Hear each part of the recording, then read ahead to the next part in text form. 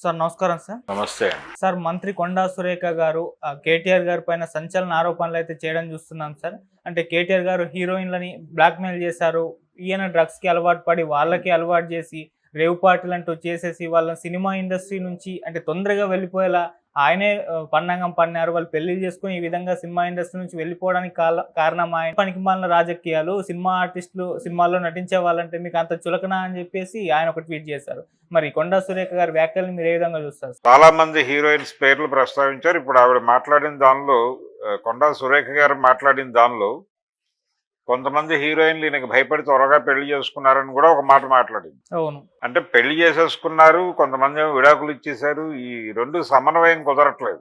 సమన్వయం కుదరనటువంటి రెండు స్టేట్మెంట్లు, అంటే తనని తానే కాంట్రడక్ట్ చేసుకుంది ఆవిడ.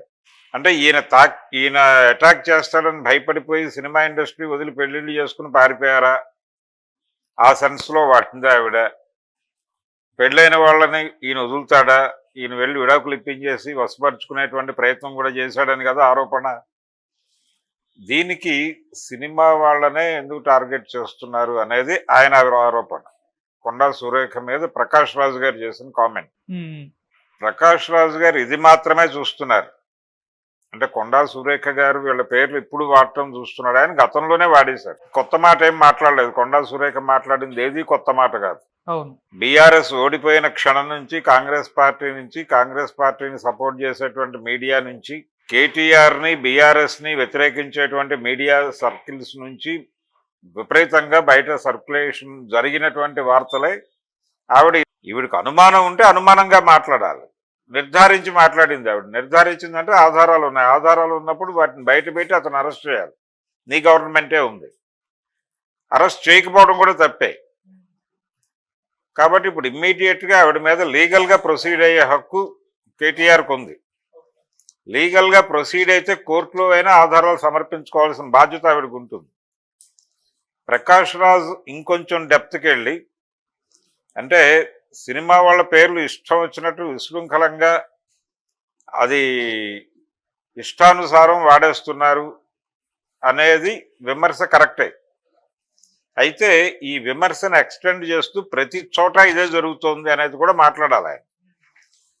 ఒక ప్రొడ్యూసర్ ఎవరో డ్రగ్స్ సరఫరా చేస్తున్నారనే ఎవరో ఒక ప్రొడ్యూసర్ని అరెస్ట్ చేసినప్పుడు అతను ఫోన్ కాల్ డేటాలో ఉన్న పేర్లన్నీ టీవీ ఛానల్స్కి మీడియాకి లీక్ చేశారు. అందులో కొంతమంది ఫిమేల్ ఆర్టిస్టులు కూడా ఉన్నారు. వాళ్ళు ఏదో వేషాల కోసం ఫోన్ చేసి ఉండొచ్చు, గతంలో ఆయన సినిమాల్లో నటించి డబ్బులు రాక ఫోన్ చేసి ఉండొచ్చు, లేదు ఇంకేదైనా పని మీద ఫోన్ చేసి ఉండొచ్చు. డ్రగ్స్ కోసమే ఫోన్ చేశారని వీళ్ళకి ఎలా తెలుసు? కాల్ రికార్డింగ్స్ లేవు కదా, కాల్ డేటాని రిలీజ్ చేశారు. దాంతో వాళ్ళందరి పేర్లు ఒక్కసారి సర్క్యులేషన్లోకి ఎలా వస్తాయి? వాళ్ళందరూ డ్రగ్ కన్జ్యూమర్లుగా బయటకు వస్తారు. అలా వాళ్ళ జీవితాలను రోడ్డు మీద చేసే రైట్ ఎవరిచ్చాడు? అంటే వాళ్ళు మాట్లాడరు, ఇబ్బంది అవుతుంది, సర్లే వాళ్ళు ఇక్కడితో అయిపోతుంది అనుకుని చేస్తున్నారా? ఈ అంటే ఇష్టానుసారం చేయటం వెనకాల వాళ్ళకు ఉన్నటువంటి ధైర్యం ఏమిటి? కొండా సురేఖ గారు అలా మాట్లాడటం వెనకాల ఉన్న ధైర్యం ఏమిటి? ఇలా సినిమా వాళ్ళ కాల్ డేటాని రోడ్డు మీదకి వేసేటువంటి ఇదేమిటి? ఆ నైజం ఏమిటి? దాని వెనకాల వాళ్ళని నడిపిస్తున్నటువంటి మోటో ఏమిటి అనే దాని మీద కొంచెం సీరియస్గానే ఇండస్ట్రీ దృష్టి పెట్టి మాట్లాడాల్సిన అవసరం ఉంది.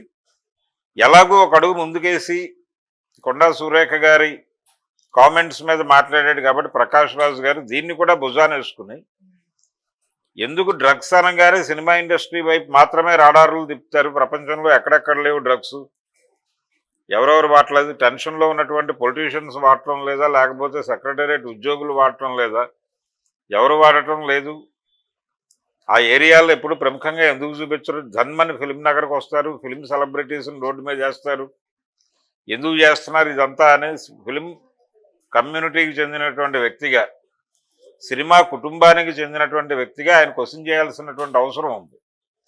సో ఈ దాడిని ఇంకొంచెం ఎక్స్టెండ్ చేసి ఈ డ్రగ్స్ విషయంలో సినిమా వాళ్ళని టార్గెట్ చేస్తూ ఎటువంటి ఆధారాలు లేకుండా స్వీపింగ్ కామెంట్స్ చేయటాన్ని మీద కూడా కేంద్రీకరించి అటాక్ చేయాల్సినటువంటి అవసరం అయితే ప్రకాష్ రాజుకు ఉంది.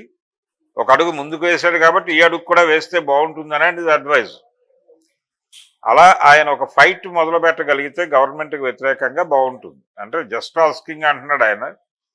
ఇది కూడా జస్ట్ ఆస్కింగ్ కింద వాళ్ళని ఒకసారి తడితే వాళ్ళు ఏం మాట్లాడతారో వాళ్ళు ఎలా రియాక్ట్ అవుతారు అనేది చూడాలి. కొండా సురేఖ గారి మాటలు ఇండస్ట్రీ, ప్రకాష్ రాజ్ ఒకటే కాదు, ఇండస్ట్రీ ఖండించాల్సినటువంటి సందర్భం అది. అవును.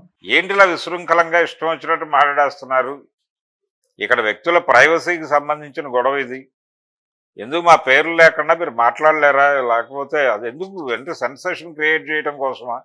కొత్తగా ఏం సెన్సేషన్ క్రియేట్ చేస్తారు? ఇవన్నీ పాత విషయాలు. గతంలో మాట్లాడినప్పుడే వ్యతిరేకత వచ్చింది. ఆ వ్యతిరేకత వచ్చిందనే విషయం కూడా ఆవిడకి తెలియకుండా మళ్ళీ ఒకసారి పాత పేపర్లు తీసి కొత్తగా చదివినట్టుగా మాట్లాడితే ఎలాగా?